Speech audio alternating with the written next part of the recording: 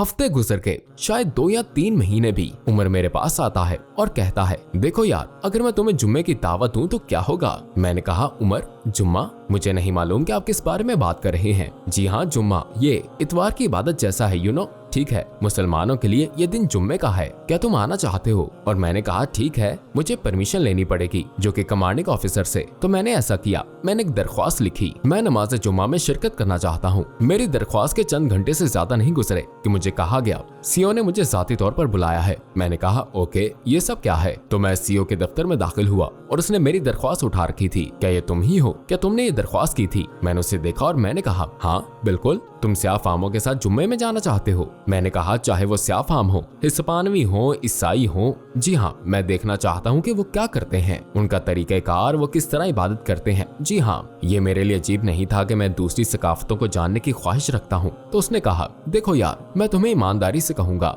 अगर तुम जाना चाहते हो और उनके साथ रहना चाहते हो, और उसने उन्हें एन लफ्ज के साथ पुकारा, अगर तुम उन लोगों के साथ जाना चाहते हो तो एक बात जान लो, जब वो तुम पर हमला करेंगे और जब वो तुम्हें मारेंगे, हम तुम्हारी हिफाजत नहीं करेंगे। मैं अपने मुहाफिजों को आपके लिए वहां नहीं भेजूंगा अगर तुम्हें इन एन लोगों के साथ जाना है। और मैंने सिर्फ इतना कहा, हाँ, हर सूरत में मैं जाना चाहता हूँ। उसने बस दस्तखत कर दिए और कहा, तुम्हारी मर्जी, लो जाओ जुम्मे पर।